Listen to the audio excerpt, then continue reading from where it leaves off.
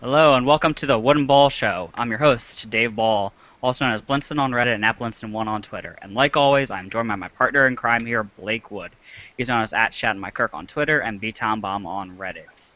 And today we are joined by John, who is our Washington Capitals fan that we have come in every single year to do our interview. He is known as JFazzle on Twitter and Reddit. How are you guys doing? Doing great. All is well. That's good. You guys have a good preseason.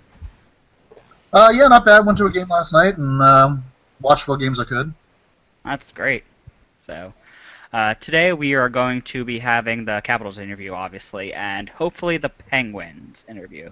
If we're not able to get that done, we will have it be the St. Louis Blues interview. We're not sure if our Penguins fan is able to join us at this present moment. So, without further ado, unless there is something that happened in the NHL that either of you two want to talk about, Not that I can think of. Blake? No. Okay, so we'll get started on the Washington Capitals interview. So take it away, Blake. The 2014-2015 Washington Capitals, once again a postseason team. Once again a team who advanced to the second round of the playoffs. However, the season ended with at the hands of their biggest rivals, the New York Rangers. That's the brief overview. Just to kind of give us more details from the Washington perspective.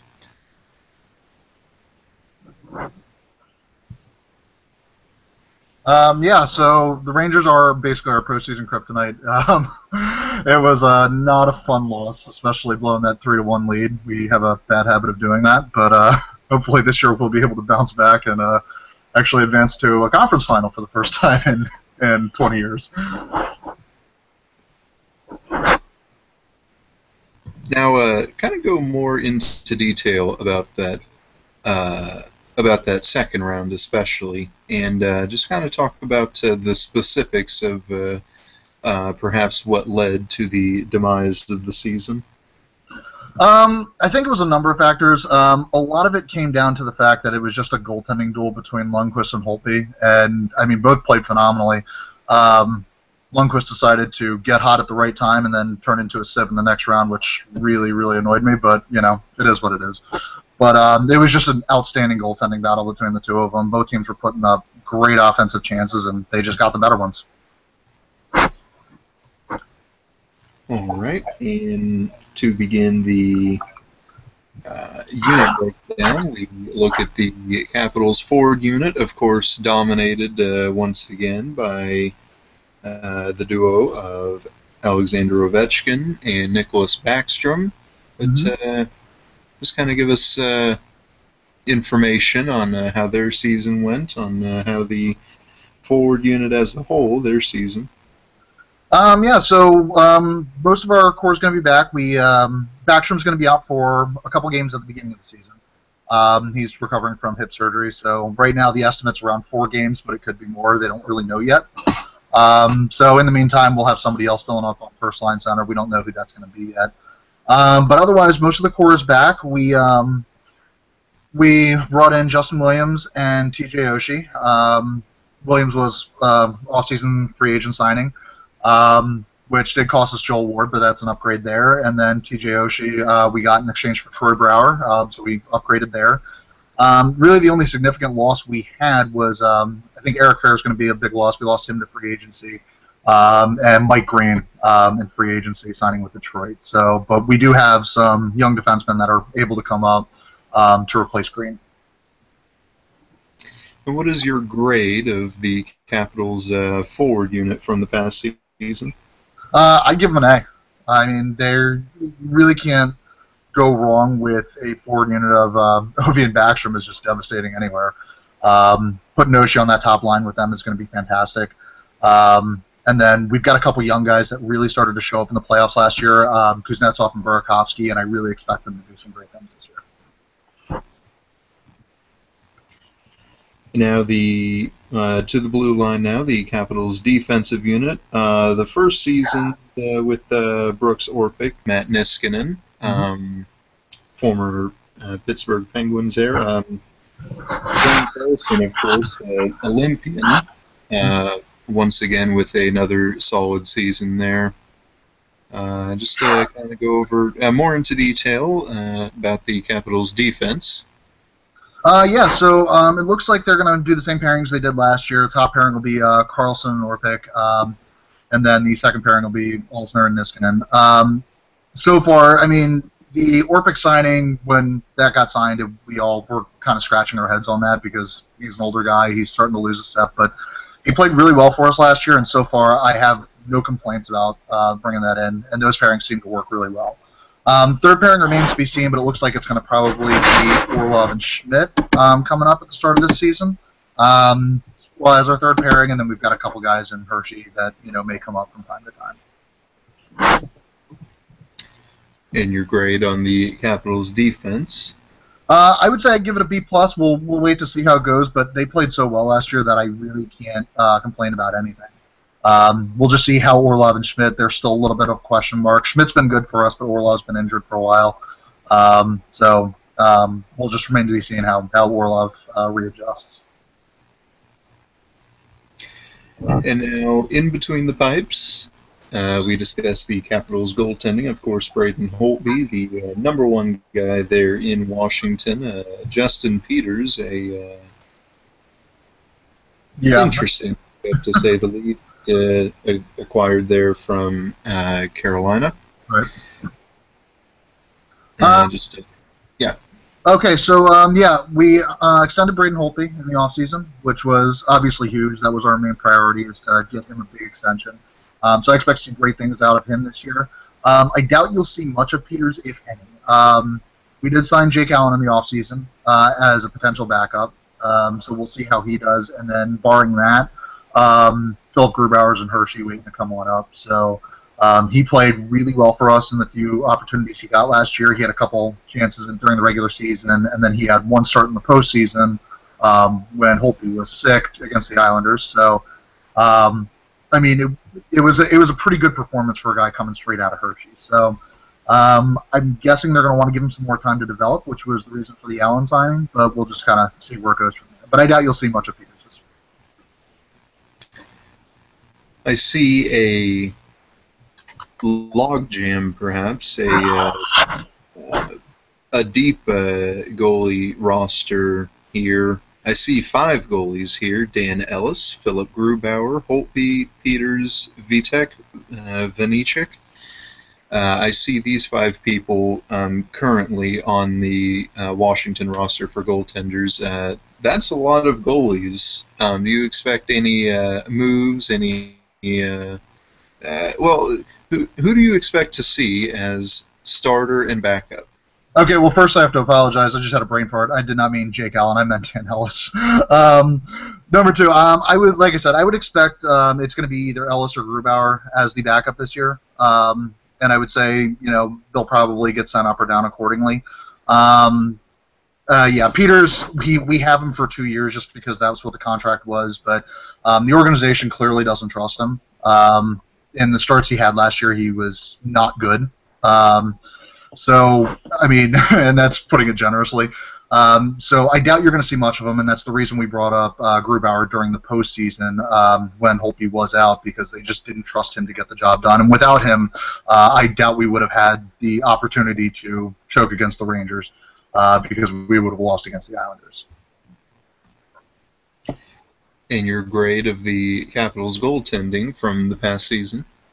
I'm going to give it an A solely on the fact that they got the Holtby extension done and got it for a good amount. I think it was a very reasonable cap hit, and I think he's going to be getting most of the starts anyway. But I think we do have capable backups in Grubauer and Ellis now. I'm going to give him an A because I think that we're going to be okay this year and not have Braden Holtby play nearly 70 games. All right, and wrapping up the unit breakdown now, we move behind the bench and we discuss the first season for Capitals head coach Barry Trotz, and the Capitals coaching staff. I think the first season went really well. I actually was very impressed with what Trotz did. I really liked the neutral zone play. They seem to be putting a little bit more pressure in there. I really like his commitment to a defensive style while still allowing our offensive stars to do what they do with the puck. I was very impressed with the way he worked with Ovi in particular. Obviously, there were rumors going around for years that Ovi was a coach killer. He was uncoachable. He was a diva, all that other stuff. Trotz came in and basically told him, look, you are the best goal scorer in the world. When you have the puck, do whatever you do with it, because I can't tell you how to do it any better. But when you don't have the puck, I want you to do what I want you to do. And that seemed to translate well. He played much better in his own defensive zone than he has in previous seasons, and it allowed him to still generate enough offense to win another Richard Trophy. So Trotz has done wonderful things. And he seems to work really well with the rest of the team. He seems like a real player's coach, and players under him seem to love him. As far as Mitch Korn, obviously Holtby was bouncing off a rough year last season, back in his final year with Oates as the head coach and Ole Kolzig as the goalie coach. As a quick recap, during those seasons, Ole and Kolzig decided to kind of change up Holtby's goaltending style, and without a defense in front of him, that really made him struggle for a while. So Mitch Korn came in and allowed him to use his skill set to play a little bit more aggressively out of the goal, which is something he's used to, and it allowed him to have a phenomenal breakout season, and I think it's going to continue.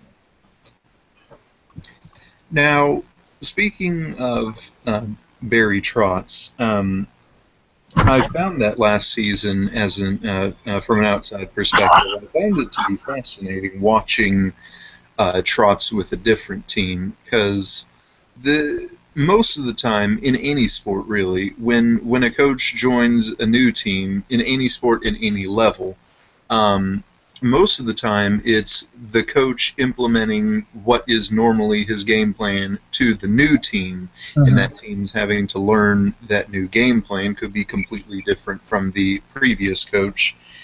And the issue, it seems, Nashville fans started to have, especially his last season there, was being more defensive-minded when there was a huge pool of offensive talent there to choose from.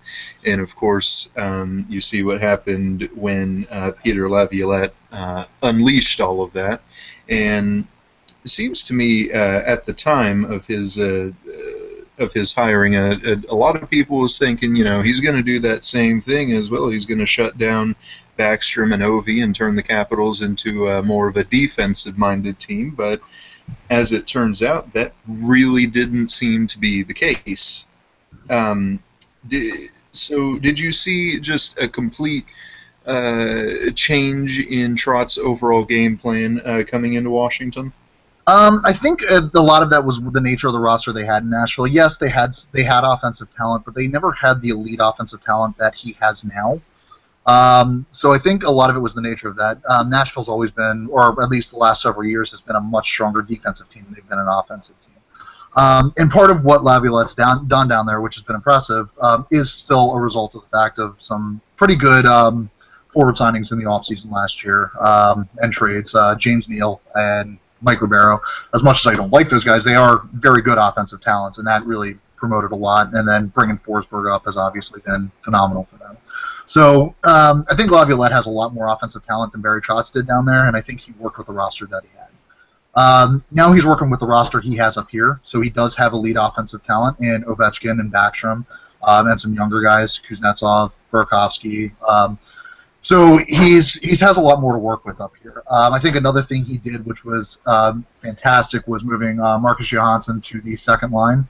One of the problems we noticed under Adam Oates was that when Marcus Johansson was our top line winger, he wasn't shooting the puck. He was always just feeding it to Ovi. And his production showed. Once he moved down to the second line, he actually had a breakout season this year, and was really contributing offensively. And I think it was just a phenomenal move. All right, and your grade for the coaching staff from the past season? I'm going to give them an A. I really didn't expect to. I expected them to be a borderline playoff team at best, and they took the Rangers to the distance in the second round. And you're always a little worried when you bring in a new coaching staff that it's going to take some time to adjust. And it did take. There were a few growing pains, but for the most part, they adjusted pretty quickly and did their thing. Alrighty, and that concludes the past season. That concludes the unit breakdown. We now move into the off-season, and we begin with player transactions.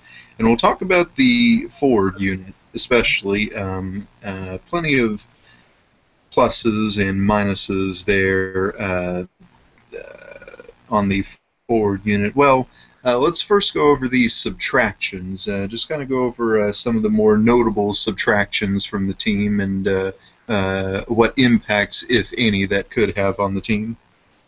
So we lost. The big one we lost was Troy Brouwer in the trade with St. Louis that we got TJ Oshie for. And he is a loss. He's still a good offensive talent, but he has started to slow down the last few years. So I don't think we'll be feeling that one as much as we could have. We also lost Joel Ward to free agency. He signed with San Jose, and then Eric Ferris signed in free agency with the Pittsburgh Penguins. Those were both cap casualties. All right, and now the additions to the forward unit, and we'll talk about first a signing, the addition of Justin Williams, who was a free agent, who previously played for the Los Angeles Kings, won pair of Stanley Cups there in Los Angeles, and excuse me. One of the concerns, I think, a lot of people in LA had was maybe Justin Williams was starting to slow down a little. He is 33 right now, so he could be perhaps beginning to exit his prime as a forward. But one of the things people did like about him there is he's a clutch player. More often than not, when they needed goals the most, Justin Williams was the one who usually delivered on that. But I'm just going to talk about adding Williams to the forward unit and how that could impact the team. So I think Williams is definitely an upgrade over Ward. Now, I understand the concerns about him exiting his prime. He's 33 now, so that is, the age where players start to slow down. They've probably been slowing down for a couple of years at this point. But his playoff experience alone is worth it, and I think it was a very reasonable deal. I was actually shocked when we signed it. So I think it was a very reasonable deal. Low risk. It's only 2 years. So if he does start to slow down some more, it's not going to be an issue for us.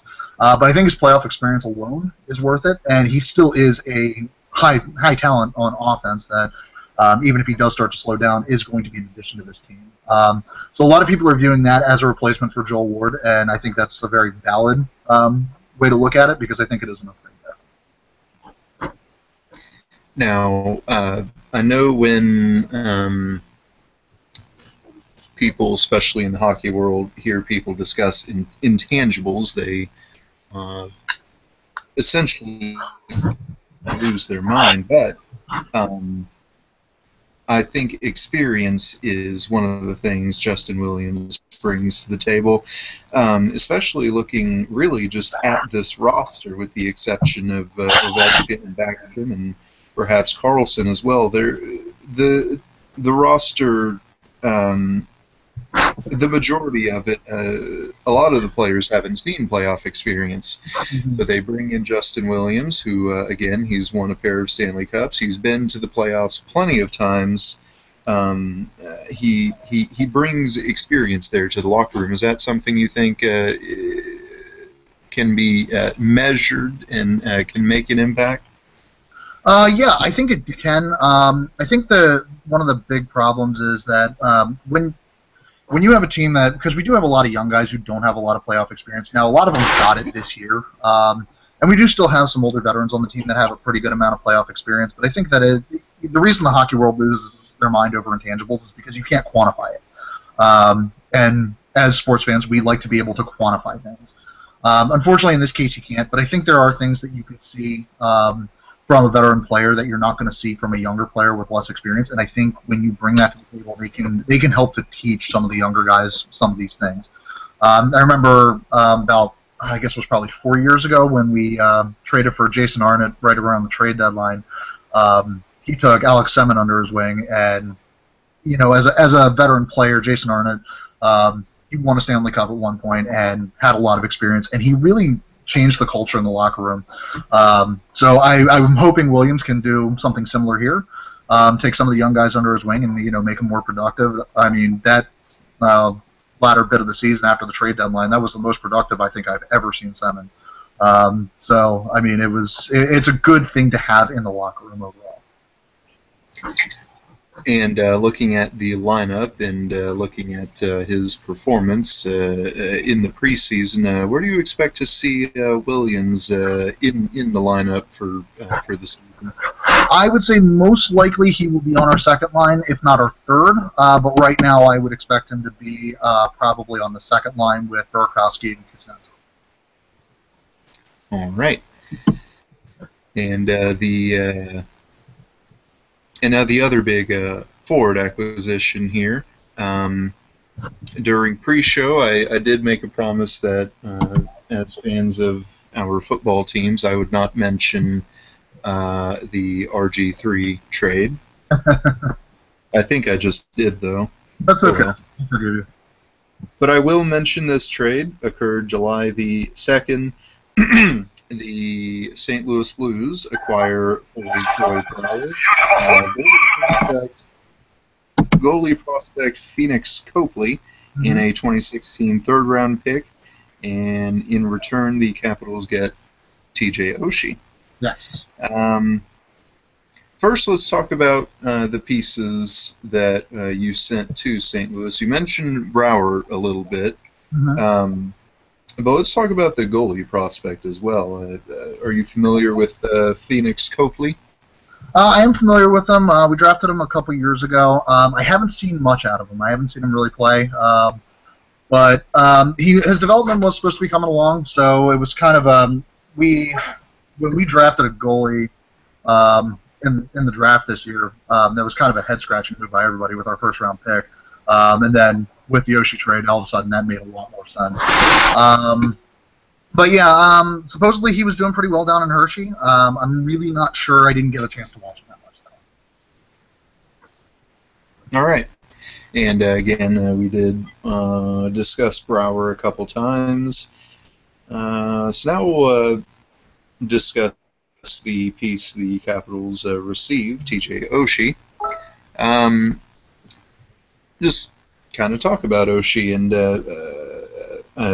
how he performed in the preseason as well, where you expect him to make the lineup, and what you think his overall impact on the team would be. Mm-hmm. Yeah, so Oshie, I think again upgrade over Brouwer. So it was a good return for us.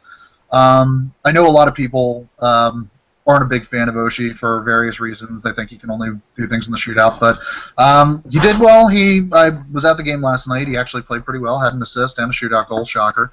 And I would expect him to be lining up on the top line with Ovechkin and Backstrom. That is interesting. Yeah, I mean, it's really tough to not be productive when you're on a line with those two guys. So either way, I think he'll have a good year this year. It'll remain to be seen. I've had a lot of people make fun of me about it, but I think it is an upgrade, and I think it'll work out well. And in advance, congratulations on Oshie's hat tricks against the Blues. Former players tend to do well against the Blues. Chris Stewart scored a breakaway goal last season, so you know. All right, and as I pull up the roster here, looking at the defense, I see the addition of Taylor Chorney, former a member of the Blues organization. He was mainly down in Peoria and Chicago, former Pittsburgh Penguin as well. I believe he was a addition this past off season. Mm-hmm. Yeah, looks like it is. I'm not too familiar with the guy. I wouldn't expect to see him much. Right now, I think we've got our defense pretty set.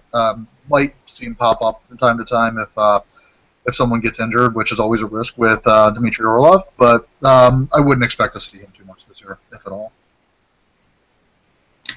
And lastly, to round out player transactions, the Capitals also acquired goaltender Dan Ellis in the offseason, former Dallas Star, former backup to Kari Lettinen, former backup to Roberto Luongo in Florida, looks to now perhaps be, at best, a backup to Braden Holtby in Washington.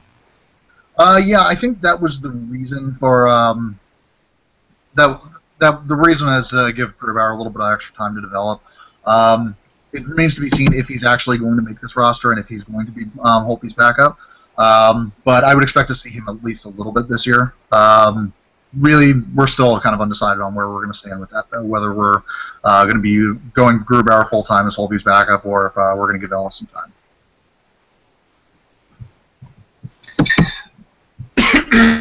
Excuse me. All right, and the second portion of the offseason, the NHL entry draft. Washington had a one first-round pick, the 22nd overall pick, and they chose another goaltender for the organization there. They drafted goaltender Ilya Samsonov, 22nd overall. Just go over what you know about Samsonov and how the Capitals performed in the draft as a whole. I really don't know a lot about him except that he's a Russian goaltender, and we seem to love drafting them. I was skeptical about the pick at first, and then with the Ellis signing, that made a lot more sense. And when we traded away, I'm sorry, not with the Ellis signing, with the trade of Phoenix Copley to St. Louis, it made a lot more sense just to keep goalies in the pipeline. If we're going to bring them up at all, I wouldn't expect it to be at least for another few years. We seem pretty set in goal right now. I think the ultimate plan down the road is to have Grubauer come up as the full-time backup to Holtby, but it does give us some options if Grubauer performs well and we find we can get some trade value out of him. That way we have a goalie in the pipeline. As far as the other draft picks go, I don't know a lot about them, and I haven't really seen much out of them yet. I really couldn't give you a grade. I'm going to say I'll give it a C, just average, because I really haven't looked into a lot of the prospects we got in the later rounds. All right, and the season starting up next week, the regular season starting up next week. I assume this would mean the roster. It's pretty much set in terms of the players, just needing to move them around into the lineup. I assume shouldn't be any more moves to be expected. I doubt it. Looks like we've got everything pretty much set. Forwards we're looking Ovi Backstrom, Oshie, Burakovsky, Kuznetsov, Williams, Johansson, Lake, Wilson, and then Chimera, Beagle, as the forward lines, and then Orpik, Karlsson, Olsner, Niskanen, Orlov, Schmidt as our defensive pairings. So that's what it looks like it's going to be. Really no surprises there. Most of those guys were up with the big club last year, other than the new players, and obviously Orlov coming back from injury. So I really wouldn't expect too many surprises at this point. All right. Excuse me. And now that concludes the off season. We move into the final part of the overview. The preview portion, looking ahead into the next season, once again, starting up next week.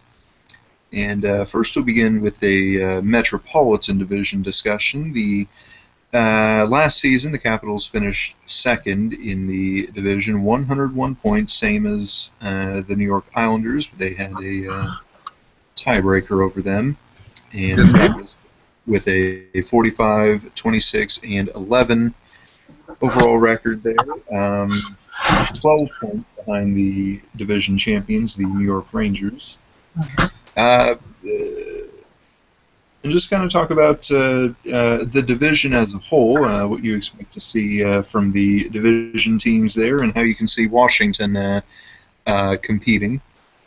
I think this year's going to be an interesting year. The Metro Arms race kind of mirrored the Central Arms race of last year.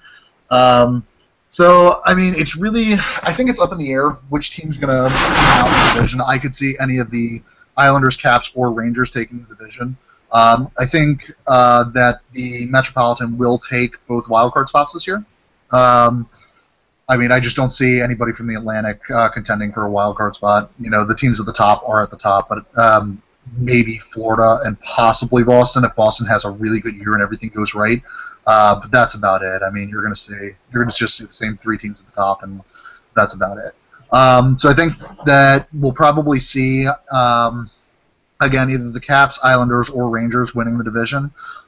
Penguins are a bit of an anomaly right now. I'm really not sure where they're going to end up. I know they're going to be an absolute pain to play against with the acquisition of Phil Kessel. But one of the things that they did was in getting Phil Kessel, they took an already top-heavy team and made them more top-heavy. So I think they're going to have some problems as far as forward depth goes. So they're going to be a pain to play against, but I don't think they're going to be a contender for the division title. I could be completely wrong, though, which I usually am. And then I think for that other wild card spot, I think you're going to probably be looking at Columbus, who ran into some really miserable luck last year with injuries and things like that. And then with the acquisition of Brandon Saad in the offseason, they're going to be a pretty dangerous team this year. All right, and looking at the into the next trade deadline, do you see, as it stands right now, of course, a number of factors can play into this, but as it stands right now, do you see the Capitals being more buyers or sellers at the next trade deadline? I'm going to say buyers. I don't see a situation where they're going to be selling off any pieces. I would say if you're looking at who they could offload as far as to try to bring in a bigger piece, I would say probably Brooks Lake would be trade deadline bait if anybody wants to take him. He's got a pretty big cap hit and last couple of years had a history of injury. He's slowed down quite a bit. I love the guy. He's a great locker room presence. I think at one point I actually wanted him to be have the captaincy, but I think as he started to get older. Even though he's played almost his entire career with us, and I love the guy, I think he's going to be trade deadline bait. So look for that near the trade deadline to see, and maybe some picks and prospects to try to bring in a bigger piece to make a cup run. All right, now I'm going to put you on the spot here. Mm-hmm. Yes or no, and then your reasoning. Will the Washington Capitals return to the playoffs next season? Yes, absolutely. I said this last year, and we've only improved since then. I think the roster we have now was better than the roster we had in 2010. That team was the President's Trophy winning team that just got shut down by Montreal in the first round, but they were a very offensively heavy team. No defense there. Goaltending was mediocre at best at times, and that's what happens when you have a shoddy defense. But I think now this team is so much more well-balanced that they will absolutely return to the playoffs this year. I don't think it's a question of if, it's just a question of when they clinch. And with that in mind, talk about your window of expectations for when you could see the Capitals being close to, if not constant, Cup contenders. If everything goes right this year, it could happen as soon as this year. Now, as far as when that window closes, that's going to remain to be seen. Ovechkin hasn't shown any signs of slowing down, but he's hitting that age where he probably should. We don't know if and when it's going to happen. There are obviously players out there that are still producing at a high level at much older ages. Yager, for example. So some players just don't seem to slow down when they get older, and I'm hoping that's what happens with Ovechkin. But if I'm being realistic about it, at some point he's going to have to start slowing down. But then we do have a bunch of young guys, waiting in the wings to come up. Burakovsky and Kuznetsov are both very, very talented players, and while they're not on the same level as Ovechkin by any stretch of the imagination, they are the future of this team. And I think they could lead this team in the future to still continue being contenders once Ovechkin stops scoring, 50, 55 goals a season. Well, let's follow up on that thought there. Seems to me, ever since he was drafted and ever since he was found to be one of the more elite players in the league, interestingly, Washington hasn't really seemed to completely build their team around Ovechkin. They just build the team, and then Ovechkin's there off doing his own thing there. Looking ahead into the post-Ovechkin era, would you expect the transition out of the Ovechkin era to be smoother? I hope so. There's obviously, if you're looking at it realistically, when you lose a talent like that, it's gonna affect your team a lot. If you're looking at it realistically, it's probably not going to be a super smooth transition. But we do have the pieces in place where we might have a couple of down years, but we can bounce back pretty strongly if and when that does actually happen. So I'm not concerned for the future of this team, but I think there will probably be a couple down years where there's going to be some growing teams as some of these younger guys start to come up and lead this team. All right. And unless Dave has anything extra, that is all I have. I just have one thing. Is there any chance you can get your team not to hurt Braden Chen this year?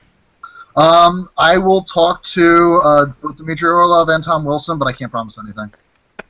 Okay, at least you can try to talk to him, please, because you guys try to hurt him every year. Sometimes twice in a year. Sometimes. I think it was like, what, 3 times last year? You know what? I don't remember last year. I remember 2 years ago was Tom Wilson and Orlov both rocked him. Yeah.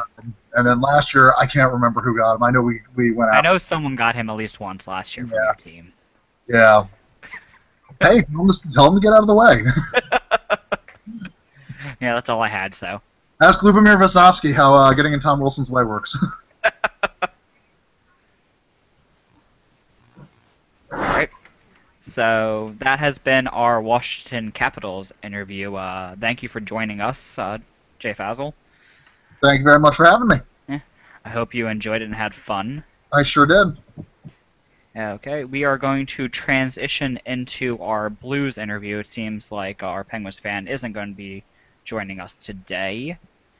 So, are you ready, Blake? Are we ever, Dave? I don't know. I'm usually ready. Not so much now. I don't really have all my stuff written up for this, but I will wing it. Uh-oh. Yeah. This might go off the rails here, folks. Okay, we're just resetting first. We are the One Ball Show. We are starting our Blues interview right about now, just right as I get this thing tweeted out.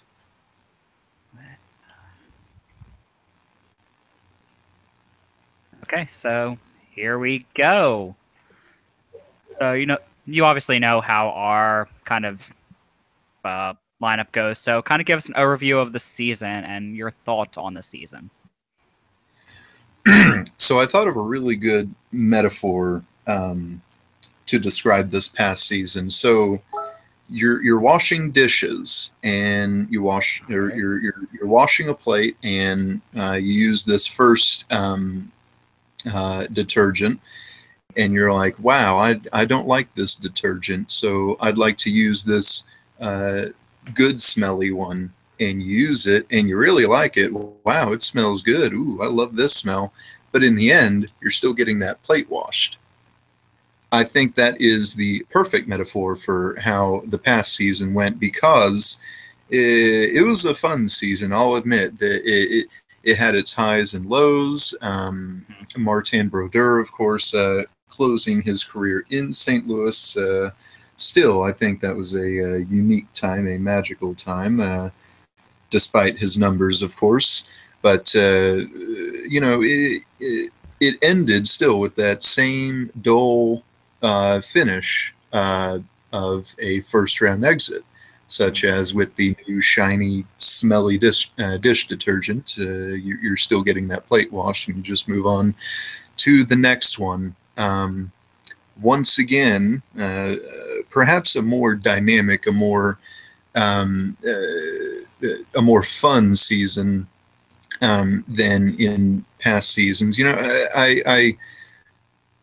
I mentioned this last year, and I still believe it. St. Louis is most definitely still a baseball town. The success and the history that the St. Louis Cardinals has had, really since being in St. Louis. But, if you weren't a baseball fan this past season, I honestly don't think you would have noticed that everybody was getting into the Blues hype. The Blues on social media, they seem to be upping their game more there. There was a lot of neat promotions and whatnot, a lot of fun stuff going on at the Scott Trade Center.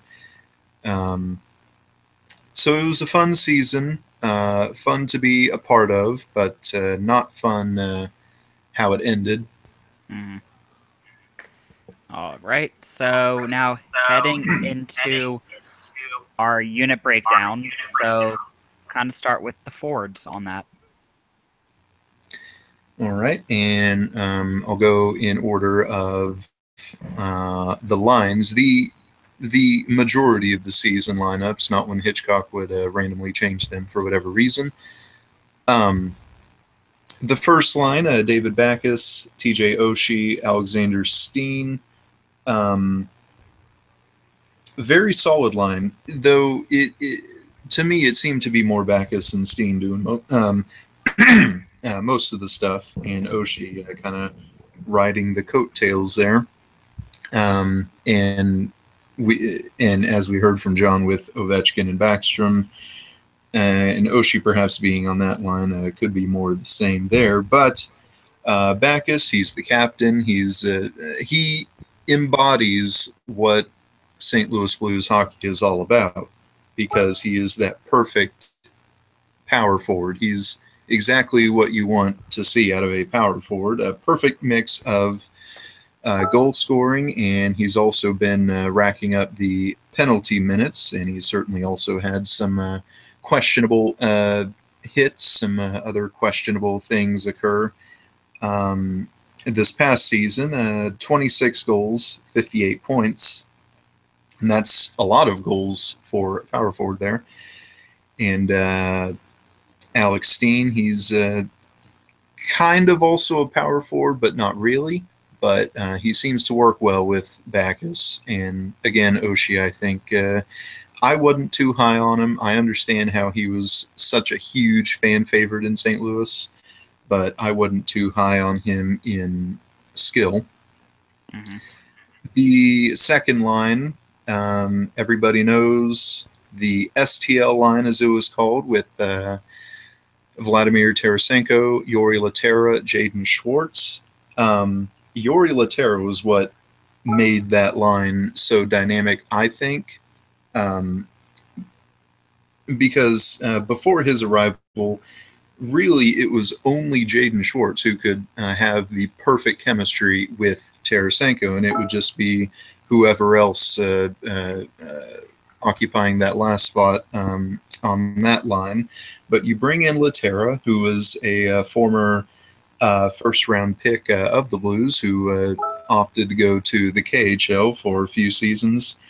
You bring him in, and he and Tarasenko, when we brought him in, the hype centered around the fact that Laterra and Tarasenko had played on the same team, on the same line in the KHL, and they were amazing on that team. and much of that success translated into here as well. And you fit Jaden Schwartz into the mix, who was also a young and also very dynamic, and you get what was really, I think, one of, if not the more dynamic offensive output lines in the National Hockey League at the time. All three members of that line had at least one hat trick, and a lot of goals on that line as well. But of course, for some reason, Hitchcock seemed to feel the need to change that lineup, and honestly, it was just never the same again after that. The third line, Patrick Berglund, Paul Stastny, and towards the end of the season, especially Dmitry Yashkin. Now, Paul Stastny, when we signed him, it was considered perhaps to be one of the more one of the biggest signings in general of that offseason. Mm-hmm. And he spent most of the time on the third line. That, to most people, that could mean a lot of forward depth going on there, but that's really not the case. Paul Stastny, I think, and he showed it towards the end of the season as well, can make an impact on the top line. He worked well with that top line there. I believe Steen had the injury, so it was him and Oshie and Backus, and that was a great line. And I feel for Stastny too, because he, no matter what he does, the fans in St. Louis, they won't give him credit for it. He could find the cure for cancer, and Blues fans won't be satisfied still. But in his defense, and I'm a huge Stastny apologist, I had hoped to not have to be one, but it turns out I am. When you're playing with Patrick Berglund, who ever since he was drafted has underperformed greatly, you really can't be asked to do much. Mm-hmm. Dmitry Yashkin, though, he and Stastny especially, was a great pair. And Yashkin, before this past season, was in and out a ton from Chicago and here, the AHL affiliate. But I think he's finally earned his roster spot here in the NHL, and I expect him to be back next season. The fourth line, Steve Ott, Ryan Reeves. At the beginning, Maxime Lapierre, but we traded him for Marcel Gottsch.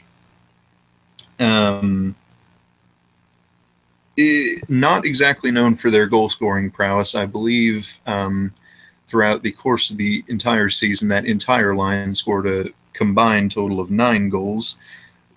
But they're good for what they're supposed to do, and that is to rough everyone up when the game calls for it, when the certain situation calls for it, and they're good at that. Reeves, I think, is the best player on that line. Maybe Gottsch as well. He's more the power forward of that line. He's sort of like a power forward. And the thing I liked about Gottsch as well, I was at the time of the trade, I was looking at his stats. He was on the fourth line of basement Florida Panthers teams, and he was still putting up double-digit goals, which I found to be absolutely impressive. I was excited to trade for Gottsch there. I never liked Maxime Lapierre on the team. So I'm pleased to have Gottsch on here. Okay. And I believe that sums up the offensive unit. Okay. And there's a player you mentioned during that, Paul Stastny. Are we ever going to see you eat your hat because he left the Colorado? If I can find a way to, and you mentioned it too, and I was considering it, but then I forgot about it again. if I can find a way to mold a cake into a hat, I can do that. I will never forget that. You know that, right? I will never forget. You will eat a hat I one mean, day. to you at the time, didn't that seem just so far out of left field? No, I I saw think it. him leaving. Well, I Well, saw because you made that bet, I knew he was gonna leave. I okay. Well, I saw him leaving. I saw him leaving, but not Coming to St. Louis. necessarily. Yeah. Yeah, Okay, there I were. can see that. Yeah, I mean, I get he's a St. Louis native and all that, but really, what St. Louis natives have played for the Blues, like ever? Okay. So the next unit breakdown would be defense. So kind of go about the same situation you did for the forwards. I Wait, did you give actually the don't. forwards a grade? Forward unit, I'm gonna grade them just a solid B, just that average solid B, and that's mainly indicative on the playoffs. You saw the STL line, you saw Steen and Backus, you saw Stastny and Yashkin, you saw all of them doing great things in the regular season, but then you reach the playoffs and poof, it's all gone Mm-hmm. like magic. So a solid B. The regular season totals really helped that grade. All right. So now head into defense. Now, I actually do not remember the defensive pairings at all here, so I'm going to go list each one by one here, starting with Robert Bortuzzo, who was traded for Ian Cole from the Pittsburgh Penguins.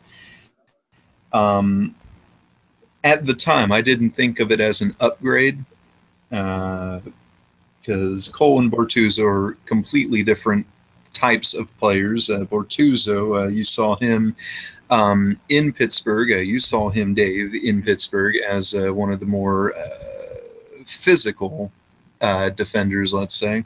Yep. Though I will say Ian Cole is more of an enigma.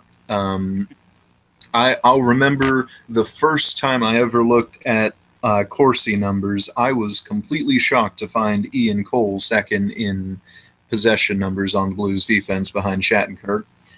But he is an enigma. He's a good possessive player, but he also takes so many bad penalties all the time. Mm-hmm. So I wasn't too sure about that trade, but now I'm all in. I'm a big Robert Bortuzzo fan. He and Barrett Jackman were amazing on that pairing. But of course, with Jackman now in Nashville, I actually don't see very many players he could pair up with and make a good pairing. But it'll be interesting to see where who he ends up playing with. Jay Bouwmeester, this past season, he saw his Ironman streak, one of the longest in all of North American sports, saw his streak come to an end in the season. And after that, when he returned to the ice, he just wasn't, quite frankly, as good as he was before that at the beginning of the season. He's back again. And I think the offseason is exactly just what he needed. I think he'll be refreshed and ready to go there. Carl Gunnarsson,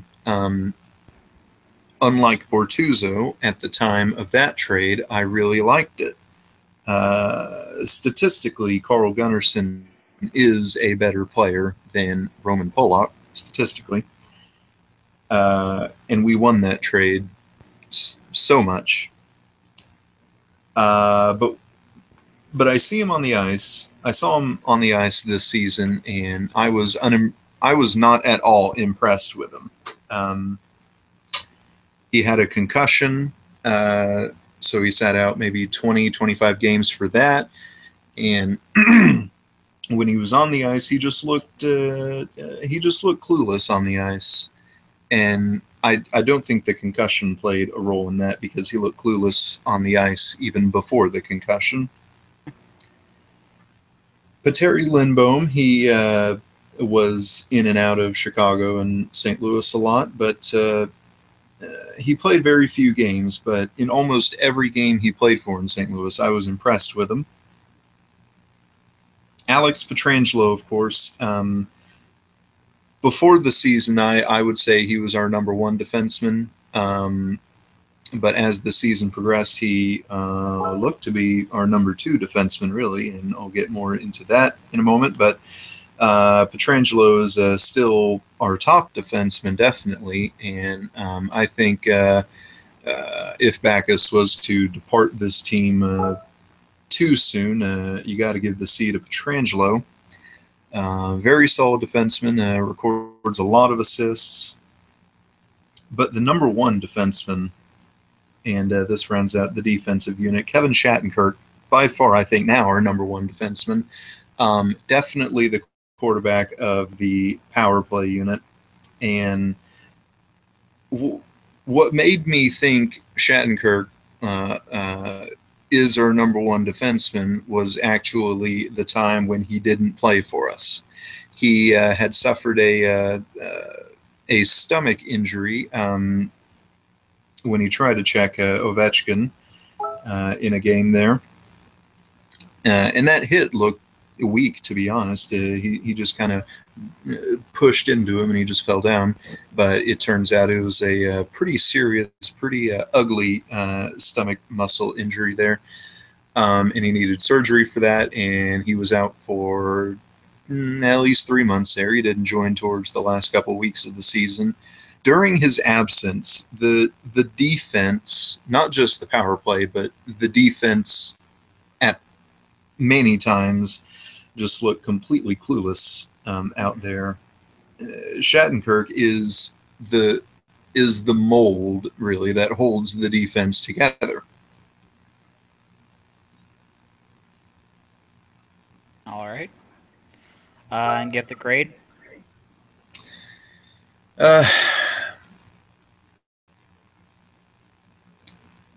I'd say a B plus, because we hear so much about the Blues' amazing depth at defense and how they're regarded as one of, if not the top defensive units in the league. But when one guy goes down and the whole defense turns to crap, I kind of begin to doubt that. But still, with Shattenkirk, they were amazing. Without Shattenkirk, who, just one guy, they were not so amazing. I have to give him a B plus for that. Okay. All right, and now do the same thing you were doing with the goaltending. You have 2 goaltenders this year, I think. I don't think you called anybody up at any point. So. Holy cow. I mentioned a logjam of the Washington goaltending unit. As it stands right now, I know it's preseason and all that, but I see 6 goalies here, and I like that a lot. One of my biggest issues with goaltending from the past couple seasons was lack of depth. And I think that really showed this season with the signing of Martin Brodeur, because Brian Elliott had gone down with injury and was out for a couple months there. And that left you with Jake Allen, who's only 25, and you just can't expect him to carry the full load there. So really, we essentially had no other choice but to sign Martin Brodeur, who was very well past his prime and very close to the point of retirement. That was the only choice we had there. I think that shows a huge hole in the goaltending depth there. But the goaltending unit as a whole, it's been an interesting unit for me, and I want to go back to the lockout shortened season. Yaroslav Halak and Brian Elliott, they were the 1 and 2 guy. Halak was the clear starter, and I remember in the lockout shortened season, Elliott was just not good. Whenever he started, I expected a loss, and most of the time that turned out to be the case. The season after that, it was still Halak and Elliott, for the most part, sort of started to become a 1A, 1B type of thing. Elliott was starting to turn a corner and get better, really. And then you trade Halak for Ryan Miller, who I thought was going to be a good trade. And let me tell you, the goaltending has been the biggest scapegoat for years in St. Louis. No matter how good your goalie is, there are people who's not going to like the goaltending, and it's going to be a decent amount. I remember hearing older Blues fans telling me how there were a lot of people who didn't like Curtis Joseph when he was there. And, you know, a lot of people didn't like Ryan Miller, and I am a huge Ryan Miller apologist. Yes, I remember you got a jersey. It's still there. It's still in the closet. Yes. Ryan Miller was far and away not the main reason we lost that playoff series against the Blackhawks. There, the power play was just dreadful in that series, and the defense also was dreadful because they kept crowding in front of Miller, and you're like, dude, just let him try to get some of the saves there. He's the goalie. Maxime Lapierre, though, did have the save of the series that in that series. But anyway, the season after that is when you end up with Elliott and Allen. Elliott at this time is a much better goaltender, leaps and bounds better than he was during the lockout shortened season. And Allen, he's been here since that same season, and he showed flashes of brilliance in that season. I think one of the issues I have with Allen, it isn't exactly about Allen, it's how Hitchcock is using Allen. Mm-hmm. When you're a rookie, and last season was considered his rookie season, you you would expect rookie goaltenders to kind of be weaned into the process of how it works. Just kind of give them some games that you would consider a slam dunk. Like if we were playing Buffalo last season or Edmonton last season, you know, start Allen because, you know, Buffalo and Edmonton. Mm-hmm. But instead, what Hitchcock would do would throw him to the wolves one too many times. Elliott was like a perfect example was a game against Vancouver, which we ended up losing in the shootout, I believe. Elliott was not doing well that game, and they bring Allen in. You know, it was just not a good situation there, and they've been doing that one too many times. And I kind of think I can see the positives for doing that, maybe, but I can also see the negatives. You want them to get wins and build confidence and learn that way. Martin Brodeur, lastly, he played a few starts. He had a .899 save percentage. He didn't save very many shots, but he still had a 3-2 record. That says a lot about the defense there. And that sums up the players who played last season. That sums up my thoughts on the goaltending unit. Okay. And give them a grade? You know, I would have to think hard about this one, but You can break it up between goaltenders if you want. I think I'd have to do that. Because I did the same Elliott, thing last week, so. Yes, that you did. Elliott, I'm going to have to give him an A. He's improved so much, again, from that lockout shortened season. He's improved so much, and I am incredibly impressed with Elliott now. And he's far and away our number one goaltender. He's a great goaltender now. I'm giving him an A for his performance. Allen, I'm giving him a B. Again, I wasn't a fan of throwing him to the wolves there, as seemed to be the case far too many times. Brodeur, go with B minus. B minus. Okay, he did have the .899 save percentage. He did not look very. He did not look very good at all in that past season. But the fact of the matter is, he still finished with a 3-2 record, and at that time, we weren't asking for him to be a great goaltender. We were asking for him to do the best he can while the defense does the rest, and he did that. Okay. So the part of the unit breakdown we do is with coaching, and I know you have a lot of thoughts on coaching for your team. Oh, so kind of go ahead and start that. Plenty, yes. Okay. I'll be blunt about it. I'll be upfront about it. I don't think Ken Hitchcock is working out for us. I'll give him credit where it's due. I'll definitely say he was instrumental in pulling us out of those terrible seasons from the Eric Brewer captaincies. He did pull us out from that, and he was a key part of that. He's one of the greatest regular season coaches in NHL history. Mm-hmm.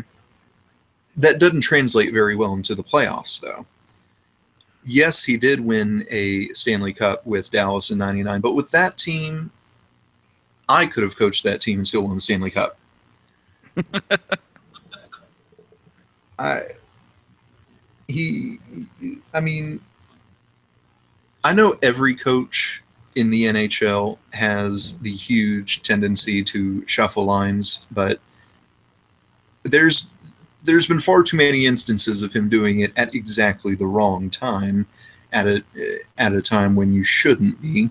I would expect most coaches really to ride the hot hand so many times when it comes to forward unit or defensive pairings, or goaltending, really. Hitchcock just hadn't shown the desire to do that. It goes back to the CPR line of Porter, Chris Porter, Ryan Reeves, and Adam Cracknell.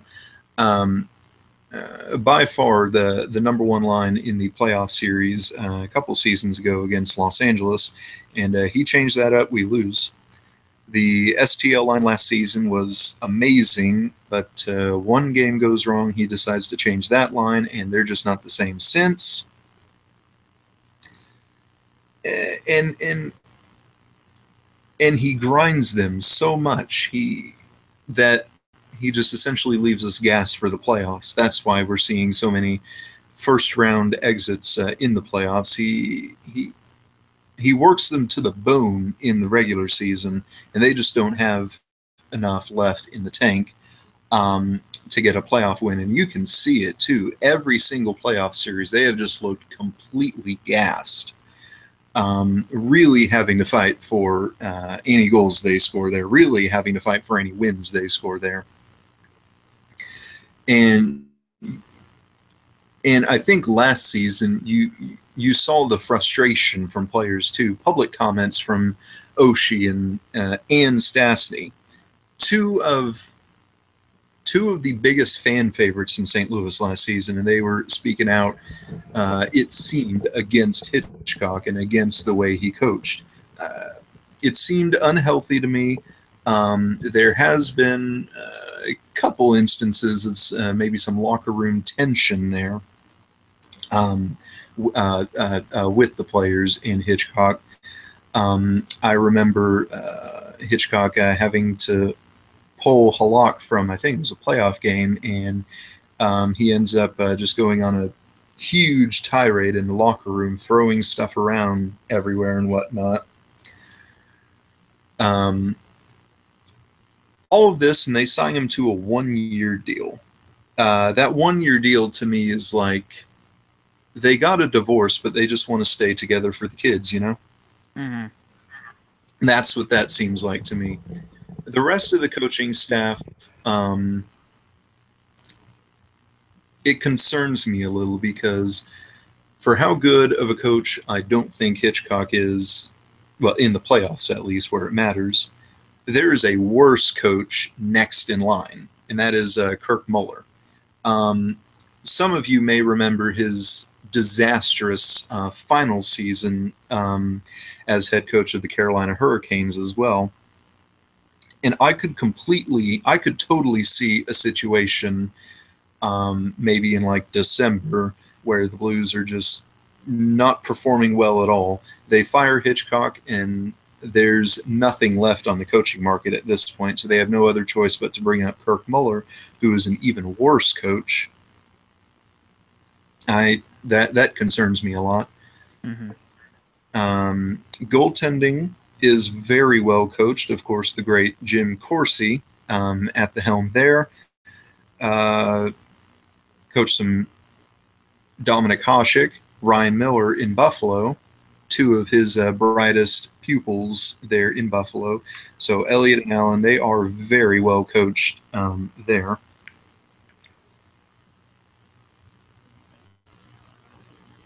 All right, is that it? Mm-hmm. Okay, then give them a grade. Oh boy. I'm just gonna have to say C plus. The plus part of that is solely Jim Corsi. He is a great goaltending coach. The rest of it is knowing that Hitchcock is not going to be the coach that wins you a Stanley Cup, let alone, or a second round playoff series, let alone a Stanley Cup. Mm-hmm. And then knowing that there's an even worse coach next in line. The coaching staff is an intriguing mix of characters, to say the least. Okay, so heading into this off-season section, what do you think about your team's drafting? The well, a lot of us, myself included, was not a fan of not trading up to the first round. And I will say the more amusing thing about our draft, our first was Vince Dunn, defenseman, 56 overall. After he was drafted, we heard nothing from him. There was absolutely nothing from social media hyping him up or anything from the beat writers. Nothing. We haven't heard from Vince Dunn ever since the draft, really. The draft pick that's getting the most attention, I'm trying to find him here. I guess he was a 5th round pick, maybe. Trying to find him here. Oh, there he is. Okay. 5th round, 146 overall, goalie Luke Opilka. Everybody likes that pick, and myself included. Again, goaltending depth, something we have sorely needed for the past few seasons, and everybody likes Opilka because his entire playing career essentially has been spent in St. Louis or in the St. Louis area. Let me see here. He was drafted. Well, he was playing for the U18 club from Effingham, Illinois. He played for the Junior Blues. He'll be in Chicago. He'll hopefully at some point in the future get his chance in St. Louis. So he's very familiar with the area, and that's what a lot of folks like about him there. He's actually going to be in the OHL this year. Oh, is he now? He signed with the Kitchener Rangers, so Oh, I see. Yeah, the day before the St. Louis Blues signed him to a 3-year contract. Yes. So he'll Hmm. be in the juniors next few years, unless he makes your team.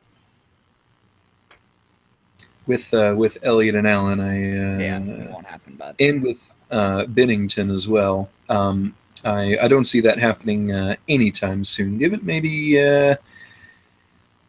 3 or 4 more seasons, we can start to hear more from Opilka. okay. So do you have any other thoughts on your team's drafting? Nothing else. No one else Everybody's jumping all out at you? no. Again, I haven't heard much from the first guy we drafted Mhm. at all since we drafted him. That's intriguing to me. Everybody's hyped for Opilka. Um, those are the two main guys from that draft. Okay. What do you what do you guys give a grade? What's your grade for your draft? Uh, I'd say a B, an average grade of B. It was an average draft. Okay. So looking at you guys made 2 trades this year, one big name thing and one tiny one. We'll go with the tiny one first. You traded a 7th for Conrad Belthauser. Do you know anything about him or have any thoughts on it? All I know is that he's a defenseman, and again, when you look at last season and how the defense looks with and without Shattenkirk, a defensive depth is good. Okay. And the big trade you guys made was TJ Oshie shipping off to Washington for Troy Brower, Phoenix Copley, and a 2016 third-round pick. So you got a forward and a goaltending prospect out of this trade. What are your thoughts on it? Um, Again, starting with Copley, even more goaltending depth. This is probably my favorite part about the offseason, drafting and trading for goaltending prospects and whatnot. There's so many people to choose from now.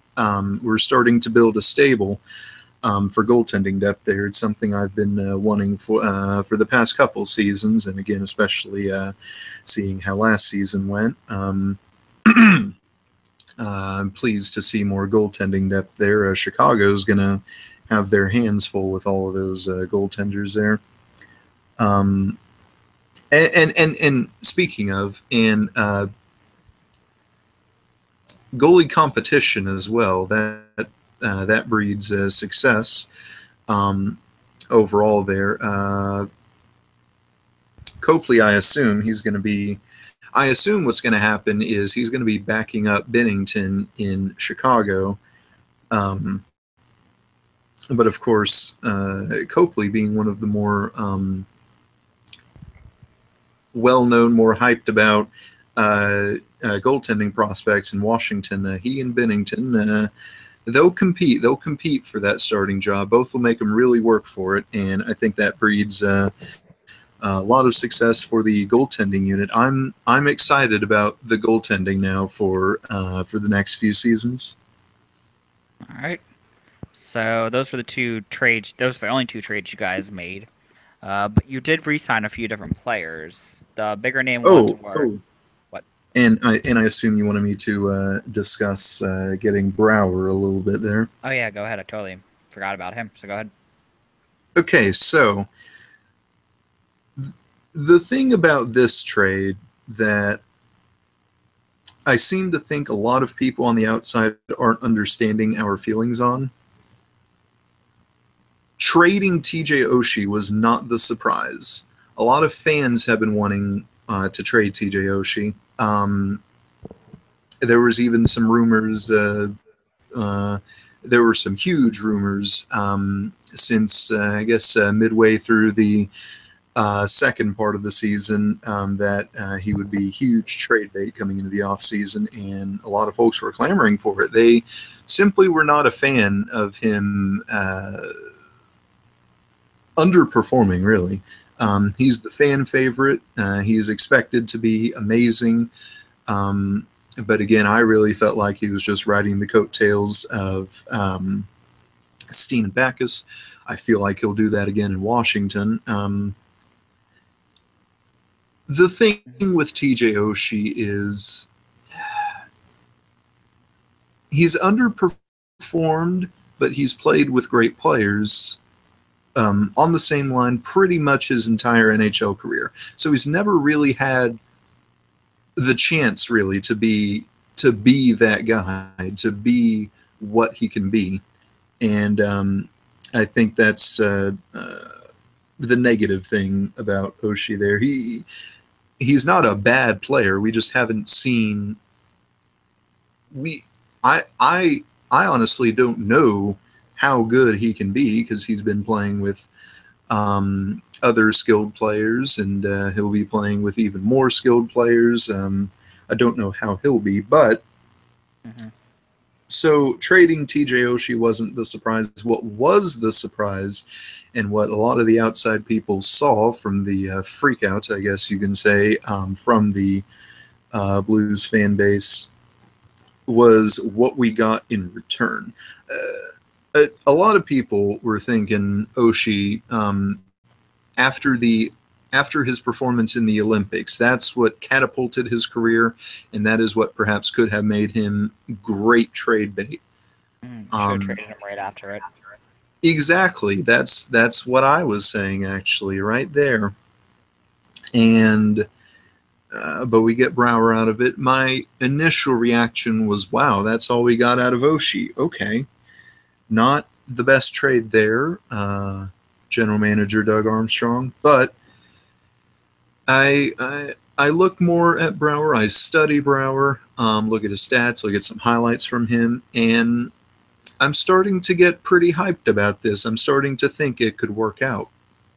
What leads me to believe that is when I watch Brouwer, highlights of Brouwer playing at Washington, and when I watch Backus, they're very identical players to me. They're both the perfect power forward, and I think that would bode well for amazing chemistry. Him being on the first line, I would love to see Steen, Backus, Brouwer on the first line there. I think that would be a pretty decent first line. All right. And so you re-signed a few different players this year. Magnus Paiarvi, Tarasenko, Jake Gallen, and Robert Pertuzzo. Kind of give us a rundown on each of the players and your thoughts on their re-signings. Magnus Paiarvi, oh boy, that trade did not work out. That trade, we traded David Perron to Edmonton, and we received Paiarvi, who was at the time a prospect in the Oilers organization, who at the time I thought was going to be a great player. I was hoping that a lot of people wouldn't be sleeping on him, but he gets his chance here, and he greatly underwhelmed. And despite greatly being underwhelming, he remained on the roster for about a season and a half or so until last season, when we finally moved him down to Chicago, and we re-signed him. At this point, I expect him to stay in Chicago. Give me that list of re-signings again. I want to go over them each there.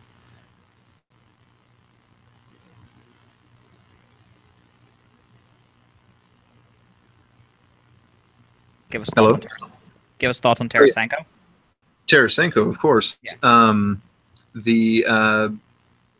He has received the largest contract in Blues history. I honestly thought it would have been a 6-year deal to leave a little room for error because, hey, let's be realistic. There's always the possibility that, maybe he gets a debilitating injury, or maybe last season was just a flash in the pan or something, and he ends up not being. So. Yes, and he ends up not being as good. I honestly thought it would be maybe a 6-year deal to leave that room for error, but everybody's sold on Tarasenko. He is only 23, and he had one of the more breakout seasons in the National Hockey League last season. So I can understand, and I grow to like the 8-year deal there. All right. The next is Jake Allen. He's the future of the goaltending. He's the immediate future of the goaltending. Then it's going to be Bennington. Then it's going to be Opelka. But he's next in line. He showed flashes of greatness in that lockout shortened season. Remembering the save he had on TJ Brody of the Calgary Flames that season, amazing save there. But again, last season wasn't a fan of him being put into difficult situations and him being expected to rally his team to a win. He still has room to grow, but I think he's learning, and especially with Corsi, he'll be great. Okay. And last on the list is Bortuzzo. Robert Bortuzzo, again, at the time of the trade, I wasn't a big fan of it, but as we saw, or as I saw more of him, as I saw him and Jackman, he turned out to be pretty good. But again, with the departure of Jackman, it would be interesting for me to see where he'd end up. Or who he'd end up being paired with. Because with Jackman gone, there are not very many players on the defensive unit that shares the same playing style as Bortuzzo. We're more of the offensive defenseman type, whereas Bortuzzo is a purely defensive, physical defenseman guy. Mm-hmm. All right. So I have a list of players here that you've lost. So I'll kind of give them one by one, and you can talk about how you feel each one will affect your team. Zdeněk McCulloch is the first one. Do you think that's going to hurt your team at all, losing him? You know, I don't know. I mentioned how much I like Bortuzzo, but I also really liked McCulloch. He was here, of course, for a very short time. He returned to Arizona. He loves it there in Arizona, so he returned there in the offseason. But the time he was here, I liked McCulloch a lot because the thing about him is he is a shot-blocking machine, and we just don't have very many of those on the defensive unit. Because of how little time he spent here, I don't expect it to be a huge impact, but having the lack of people who block shot after shot after shot could be a little bit of an impact there.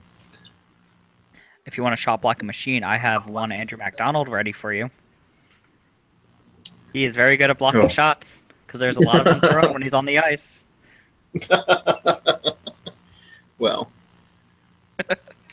Okay, the next player that you lost is Barrett Jackman.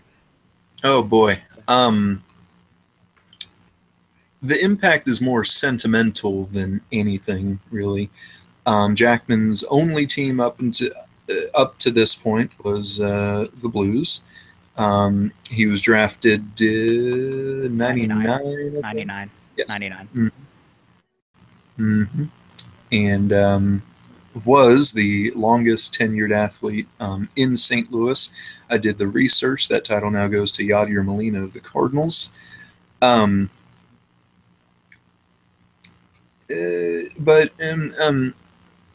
I was this offseason, I was ready for him to part ways with us. I think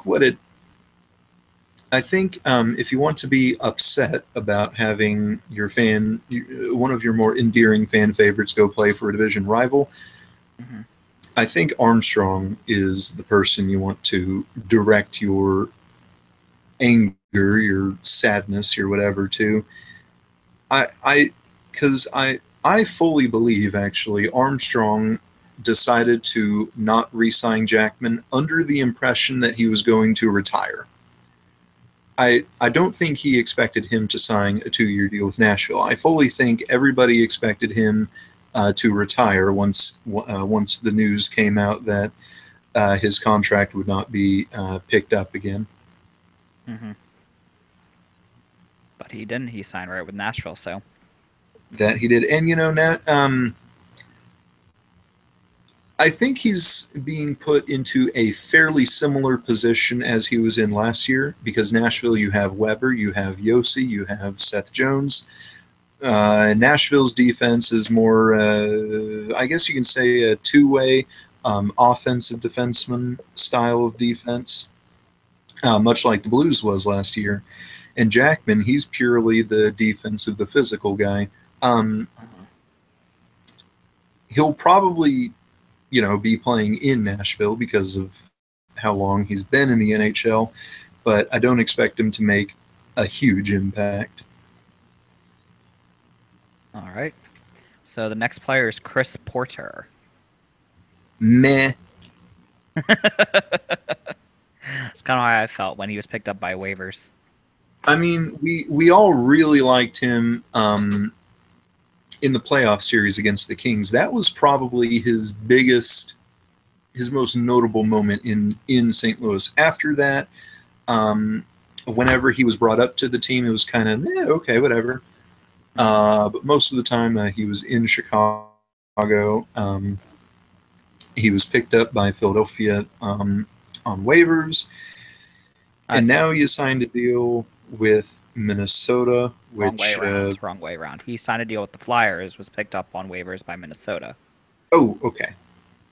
Well, he's now with Minnesota, and congratulations to the Wild on his hat trick against us. And finally, Adam Cracknell. I don't know how big of a name he was for you guys, but... Did we lose Cracknell again? Yeah. Again. My goodness. Where did he go from? I don't have it up. Let me look for it in a second. He is currently with Vancouver. Wow. I did not know that. Yeah, he's gone to Vancouver now. Okay. From the lockout shortened season, here is Adam Cracknell's career. In St. Louis, in Chicago, the AHL, in Los Angeles, back in St. Louis, back in Chicago, the AHL, to Columbus, back to St. Louis, back to Chicago, the AHL, now with Vancouver. I counted 10 moves there since the lockout shortened season. He is a player on the move. Yeah. So well, nine moves, but I'm sorry you had to find out that you lost him this way. No, I don't care. Again, like Porter, his best time here, maybe outside of the playoff series against Chicago, was the series against LA. That was when everybody grew to like him and whatnot.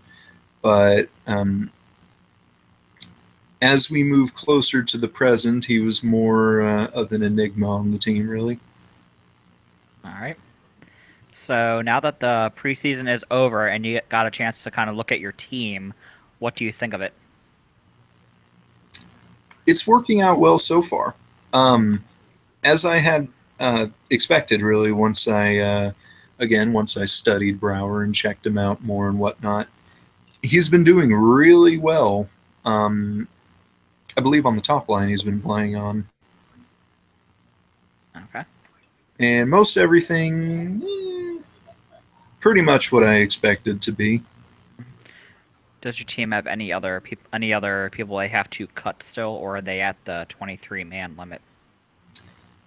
Or do you not know? I haven't heard much about it. I think last I heard was we're at 27, but I don't know if there's been any more cuts or not since then. Okay. I do know. I don't believe they've been cut yet. Scotty Upshaw, Scott Gomez, and whoever else. Yeah, according to General There's Manager, they're still on PTO. Their names haven't been yes, they're still removed on yet. So, PTOs. Oh so do you boy. think they're ever gonna make the team? I know you guys had a Scott Gomez thing after he left Canadians. I believe he went to you guys. Yes. Now, I'll kind of reword that question a little to which one I would like to see on a tryout basis. I honestly think if they've been on for this long, they're going to end up signing at least one of them. The one I would like to see actually is Scott Gomez. Mm-hmm. Think he's more useful? Oh yes.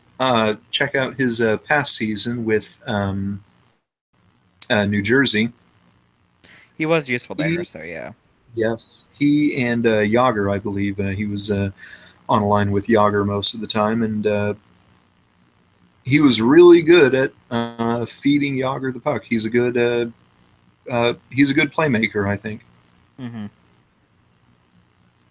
All right. So now, what do you think your lineup's going to look like overall?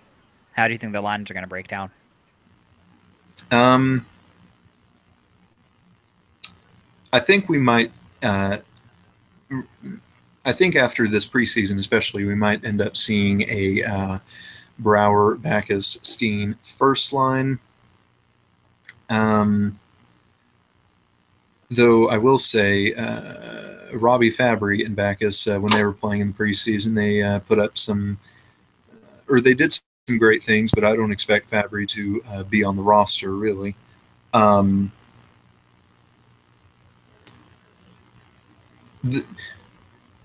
The fourth line, they're going to stay the same. I'll put that out there right now. And the second and third lines are what's going to see the most changes. Based on what I saw in the preseason, it doesn't appear that Laterra, Tarasenko, and Schwartz will be on a line most of the time. And it also doesn't appear that Stastny, Berglund, and Yashkin will be on a line most of the time. I expect Berglund to still be on the third line. I expect Tarasenko to still be on the second line. Maybe Schwartz, perhaps Stastny would finally get better playing time and be on the second line there. So then, when you really break it down, the third line is the one that's going to see the most change. Mm-hmm. Okay. And now for the final question of the off-season. What do you give the Blues overall off-season grade? How do you think they did overall? Wow. Yeah. Changing it up here, adding a different question in. Yes, and that's a big one too. So I'll just reiterate the offseason while I think of the answer. So we traded Oshie again. Trading Oshie was not the actual surprise. What we got out of Oshie was what many of us were not fans of. But as I learned more about Brouwer, I began to like the trade really, and especially getting the goaltending depth from drafting and also in the Oshie trade. That's good. The players that we cut, meh. Nothing too serious. Just sads for Jackman. That's really about it from cuts. The re-signings, other than PayRV, were great. I will give them an A. Oh wow! Even taking into account all the drafting woes, and not trading into the first round is where I'm meant by drafting woes. Well, yeah, and that was really the only woe. It's not like the Blues performed terribly in the rest of the draft. They did the most they can with their picks, and they ended up doing very well. All right. So, heading into this season coming up, What do you expect from it? So the Central Division, the previous offseason, of course, it was highlighted by that huge arms race. Everybody except for Winnipeg and Dallas and maybe Nashville making some huge deals there, signing some huge trades there. This season, not so much, relatively quiet. It seems, though, that the roles have reversed in that the teams who made the most splashes this offseason were the ones that did not the previous offseason, Dallas and Winnipeg, Dallas especially. So looking at the Central Division, I'm a fan of when teams keep plenty of continuity in their roster. I think that bodes well for having some success there. You have all the players who are familiar with the game plans there and how things work there. Mm-hmm.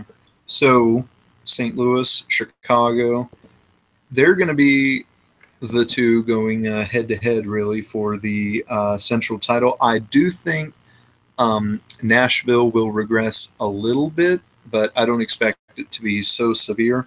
Yeah. Okay. Minnesota should be okay.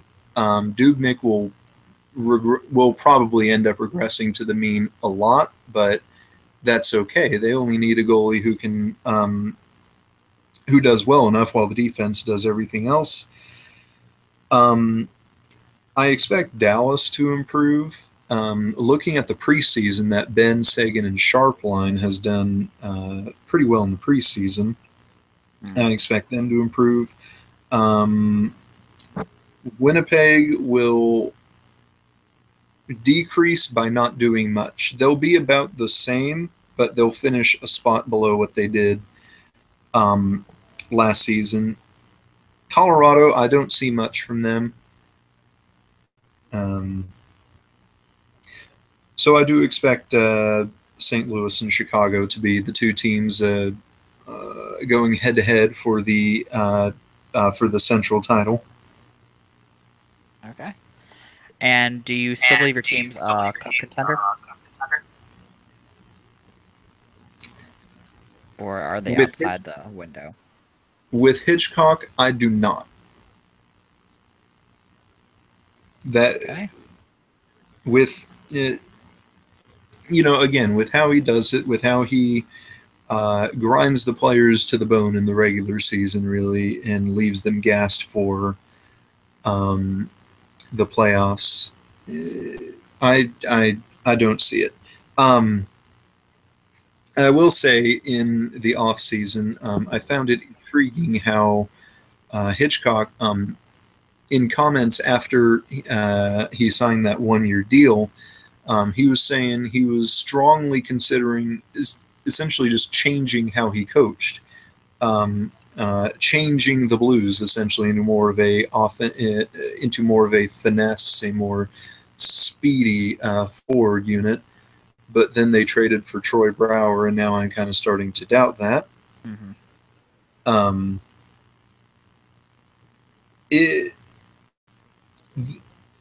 The team in place right now, they can be cup contenders, but with the guy at the helm, I don't see it. It's a complicated deal going on in that regard. All right. And do you think you're going to be buyers or sellers at this trade deadline? And what would you buy and sell? Could I say both? Sure. I think the one who's on the hot seat in terms of being traded right now could actually be the captain, David Backes. Yeah, there's been talks about him being traded a lot recently.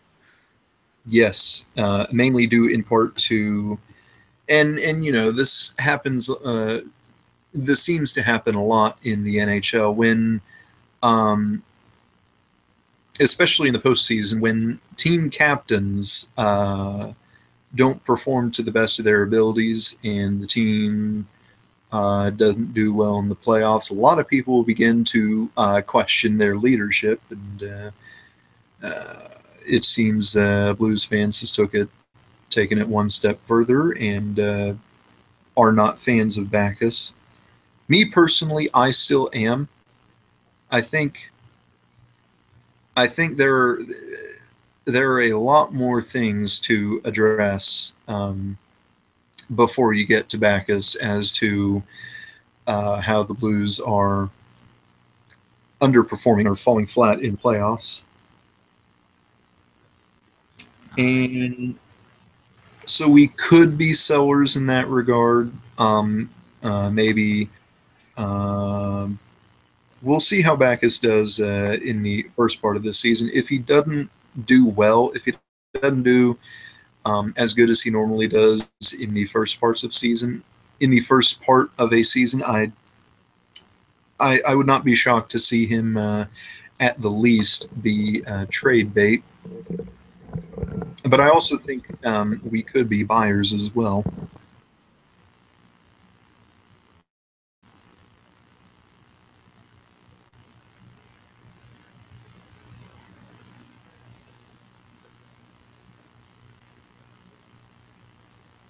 Yellow. That's all the questions I had for you, unless you want to ask some yourself. Oh, I mean, I can ask questions to myself that I can answer. I mean, if you want to. You might be That- considered crazy for talking to yourself, but... Yes, I was about to say. No questions? No, I believe that's all I have to say. Though I will say a shout out, rest in peace to Ken Hitchcock's hoodie that just had the word hockey on it. Yeah, we talked about that last time, didn't we? Yes. For those of you that don't know, Lou Korak, a writer at NHL.com, he tweeted a picture of Hitchcock wearing a hoodie now that said Blues and had the blue note on it. And his caption to the tweet, it said, Hitchcock ditched the hockey hoodie. He had a lot of people asking him if he even knew what team he was coaching.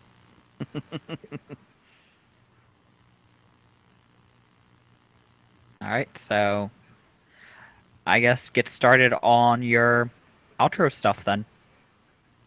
Alrighty. There's nothing else. And I hand it back to you for the teaser into next week. Two teams will be previewing then. Well, it'll be one of these three. It'll be the Pens, Canucks, or the Predators, since we're not sure if the Pens will be able to make it again. I like the Penguins and the Predators more. James Neal stuff there. Yes, but the order would fall from Pens to Canucks and Predators. And Yes. even though we've gone massively out of order this year, I like to keep some semblance of order. We have, but what can you do? I mean, I currently have the Hurricanes and Blue Jackets listed last. Oh, well. All right. This has been the Wooden Ball Show. We'd like to thank John for joining us this afternoon to discuss the Washington Capitals. You can find him on Reddit and Twitter. His username there is jfazel. And for Blake, I am known as @ShattonMyKirk on Twitter and BTownBomb on Reddit. And for Dave, you can find him on Twitter. His handle there is @Blinson1. You can find him on Reddit. His username there is Blinson. For our hockey cast, Dave, I believe the Mighty Dave and Ari show is back. Yes, it is. We had an episode last week. We didn't have the one this week. We decided to take a week hiatus since the season hadn't started yet. Should be back this week though. All right, and plug that show there. What's the day and time for that one? It's being moved to Thursdays at 8 p.m. EST. All right, 8 p.m. Eastern, 7 p.m. Central. The Mighty Dave and Ari Show, it is back for the regular season. And for our HockeyCast, you can find us on Twitter. Our handle there is @OurHockeyCast.